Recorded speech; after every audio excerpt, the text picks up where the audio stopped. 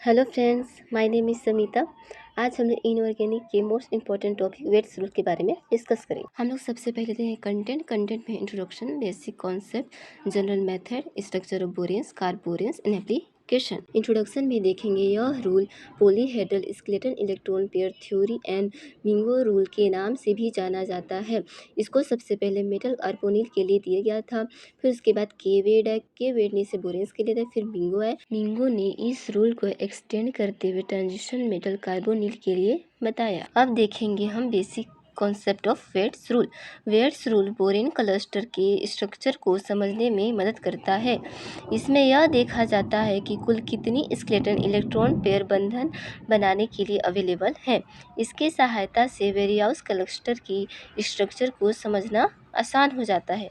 यह नियम electron counting करने का तरीका बताता है, जिससे हम किसी भी क्लस्टर की संरचना को समझ सकते हैं कि उसकी स्ट्रक्चर कैसी होगी। जनरल फार्मूला और स्केलेटन इलेक्ट्रॉन पेयर के बेस पर हम किसी भी बोरेंस का स्ट्रक्चर फाइंड कर सकते हैं, जैसे कि BnH10 का पावर +2 और स्केलेटन इलेक्ट्रॉन पेयर की वैल्यू अगर n-2 हो तो सुपर क्लोजर होगा, BnH10 का पावर 1 और n+0 हो तो हाइपर क्लोजर होगा। ठीक उसी तरह BnH10 का -2 पावर हो और स्केलेटन इलेक्ट्रॉन पेयर की वैल्यू n+1 हो तो क्लोजर होगा, BnH10 का पावर -4 और स्केलेटन इलेक्ट्रॉन पेयर की वैल्यू n+2 हो तो नीडो होगा, BnH10 का पावर -6 और स्केलेटन इलेक्ट्रॉन पेयर की वैल्यू n+3 हो तो अर्किनो होगा। ठीक उसी तरह BnH10 का पावर -8 और स्केलेटन इलेक्ट्रॉन पेयर की वैल्यू n+4 हो तो हाइपो होगा। यहाँ पर n इक्वल टू है नंबर ऑफ बोरेन्स और नंबर ऑफ हाइड्रोजन्स। अब हम लोग देखेंगे जनरल मेथड कि हम लोग वेट्स रूल को कैसे अप्लाई करें। सबसे फर्स्ट स्टेप में होता है टोटल वैलेंस इलेक्ट्रॉन काउंट करेंगे। टोटल वैलेंस इलेक्ट्रॉन निकालने का फॉर्मूला है 3 × बोरेंस, मतलब जितने नंबर ऑफ बोरेंस होंगे उसको 3 से मल्टीप्लाई करेंगे, प्लस 1 इंटू हाइड्रोजन, मतलब जितने नंबर ऑफ हाइड्रोजन होंगे उसको 1 से मल्टीप्लाई करेंगे। दूसरे स्टेप में होता है doubling the electron of boranes, मतलब जितने नंबर ऑफ बोरेंस होंगे उसको 2 से मल्टीप्लाई करेंगे। तीसरे स्टेप में होता है डिटर्मिनेशन ऑफ स्केलेटन इलेक्ट्रॉन, हम इसमें स्केलेटन इलेक्ट्रॉन निकालेंगे। स्केलेटन इलेक्ट्रॉन निकालने का फॉर्मूला होता है total valence electron minus doubling electron of boranes. Fourth step में होता है determination of skeleton electron pair. Skeleton electron pair निकालने का जो फॉर्मूला है वह है स्केलेटन इलेक्ट्रॉन डिवाइडेड बाई 2। अब हम इसको एग्जाम्पल के थ्रू समझते हैं। एग्जाम्पल के लिए है जैसे B5H11, तो आप लोग को पहले बताई थी। सबसे पहले हम इसका वैलेंस इलेक्ट्रॉन निकालेंगे। यहाँ पर नंबर ऑफ वैलेंस कितने हैं 5, उसकी वैलेंसी कितनी होती है 3, प्लस करेंगे कितने नंबर ऑफ हाइड्रोजन यहाँ पर 11, उसकी वैलेंसी कितनी होती है 1, जब दोनों को मल्टीप्लाई करके जोड़ेंगे कितना आएगा 26। दूसरे स्टेप में क्या होता है, जितने नंबर ऑफ वैलेंस रहते हैं उसको 2 से मल्टीप्लाई करते हैं, तो 5 × 2 करेंगे तो कितना आएगा 10। नंबर ऑफ स्केलेटन इलेक्ट्रॉन निकालने का आपको पहले बताई थी क्या होता है। सबसे पहले इसका फॉर्मूला होता है total number of valence electron minus boranes, number of boranes कितने यहाँ पर 26 - 10 तो कितना आएगा 16। फिर उसके बाद हम निकालेंगे number of skeleton electron pair. इसका फॉर्मूला होता है skeleton electron pair divide by 2, तो यहाँ पर स्केलेटन इलेक्ट्रॉन पेयर कितने हैं 16 डिवाइड बाई 2 तो कितना आएगा 8। अब हम देखेंगे नंबर ऑफ बोरेंस कितने हैं 5, देखेंगे तो नंबर ऑफ बोरेंस 5 हैं, तो 5 में हम कितना जोड़ेंगे 8 आ जाए तो कितना जोड़ेंगे 3, तो यहाँ पर क्या होगा n+3, तो n+3 की जो स्केलेटन इलेक्ट्रॉन पेयर होता है तो आप लोग बताइए थी क्या होता है अर्केनो, तो क्या है इसकी स्ट्रक्चर क्या होगी अर्केनो। इसका दूसरा एग्जाम्पल देखेंगे B2H6। इसमें भी सबसे पहले क्या करेंगे वैलेंस इलेक्ट्रॉन निकालेंगे। यहाँ पर नंबर ऑफ बोरेंस कितने हैं 2, इसके वैलेंस इलेक्ट्रॉन कितने हैं 3, प्लस नंबर ऑफ हाइड्रोजन कितने हैं 6, इसकी वैलेंसी कितनी होती है 1, कितना आएगा 12। दूसरे स्टेप में क्या करेंगे नंबर ऑफ बोरेंस को 2 से मल्टीप्लाई करें कितना आएगा 4।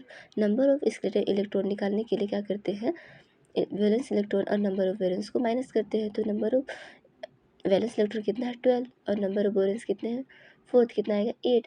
नंबर ऑफ स्केलेटन इलेक्ट्रॉन भी निकालने के लिए क्या करते हैं स्केलेटन इलेक्ट्रॉन को 2 से डिवाइड करते कितना आएगा 4।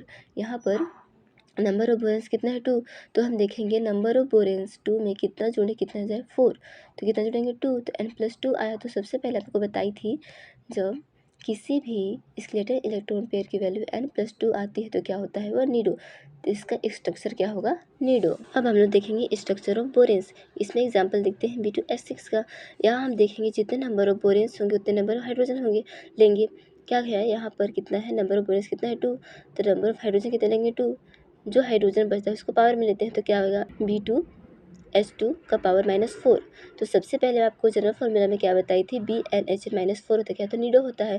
यहाँ पर क्या है B2H2 -4 मतलब ये क्या है निडो। दूसरा एग्जाम्पल में देखते हैं B5H9। तो जितने नंबर ऑफ बोरेन्स होंगे उतने नंबर ऑफ हाइड्रोजन लेंगे। नंबर ऑफ बोरेन्स कितने हैं 5, नंबर ऑफ हाइड्रोजन कितने लेंगे 5, कितना बचा 4, जो 4 बचा उसको पावर में लेंगे तो इसका भी क्या होगा, इसकी स्ट्रक्चर भी क्या होगी निडो। तीसरा एग्जाम्पल देखें तो क्या है B9H15। यहाँ पर क्या करेंगे, जितना नंबर ऑफ बोरेन्स होंगे उतने नंबर ऑफ हाइड्रोजन फिर से लेंगे। नंबर ऑफ बोरेन्स कितने हैं 9, नंबर ऑफ हाइड्रोजन कितने लेंगे 9, कितना बचा इसमें हाइड्रोजन 6, जो हाइड्रोजन बचा इसको पावर में लेंगे। तो B9H9 का पावर -6 होता है तो क्या होता है अर्केनो। तो इस स्ट्रक्चर क्या होगी अर्केनो। अब हम लोग देखेंगे स्ट्रक्चर ऑफ कार्बोनिस। इसमें क्या होता है, जब इसमें नाइट्रोजन होता है तो इसमें लिखते हैं BH का ट्वाइस, और अगर कार्बन प्रेजेंट होता है तो इसमें क्या लेते हैं BH। जैसे एग्जाम्पल के थ्रू हम समझते हैं, जैसे C2B10H12, इसमें क्या लेंगे हम लोग, क्या पढ़े हैं कि कार्बन की जगह क्या लेते हैं BH। तो यहाँ पे कितने नंबर ऑफ कार्बन है 2, तो क्या करेंगे BH का ट्वाइस B10H12। जब बोरेन को बोरोन के साथ जोड़ देते हैं कितना आता है 12, और हाइड्रोजन को हाइड्रोजन के साथ जोड़ देंगे कितना आएगा 14। उसके बाद फिर क्या करेंगे, जितने नंबर ऑफ बोरेन्स रहते हैं उतने हाइड्रोजन लेते हैं। जितने इतने नंबर ऑफ बोरेन्स कितने हैं 12, नंबर ऑफ हाइड्रोजन कितने 12, कितना बचा 2, तो जो 2 बचा उसको क्या करेंगे पावर में ले लेंगे। तो B12H12 का पावर -2, एक मतलब इसका स्ट्रक्चर क्या है क्लोजो। कार्बोरेन्स का दूसरा एग्जाम्पल देखते हैं C2B4H8। इसको भी सबसे पहले क्या करेंगे, जितने नंबर ऑफ कार्बन है उसको क्या करेंगे BH का ट्वाइस करेंगे, फिर B4H8। उसके बाद क्या करेंगे, जितने नंबर ऑफ बोरेन्स है जो बोरेन उसके साथ ऐड कर देंगे, इसके साथ क्या करेंगे हाइड्रोजन को भी ऐड करेंगे, कितना आएगा B6H10। तो क्या करेंगे, जितने नंबर ऑफ बोरेन्स उतने नंबर ऑफ हाइड्रोजन लेंगे तो कितना होगा B6H6, कितना बचा H4, जो H4 बचा इसको पावर में ले लेंगे तो B6H6 -4, मतलब जिस कंपाउंड का जनरल फॉर्मूला B6H6 -4 होता है क्या होता है निडो। तो इसकी स्ट्रक्चर क्या होगी निडो। अब हम लोग देखेंगे एप्लीकेशन की, हम लोग वेट्स रूल का कहाँ कहाँ यूज़ कर सकते हैं। इसका सबसे पहला यूज़ है ऑर्गेनिक सिंथेसिस में।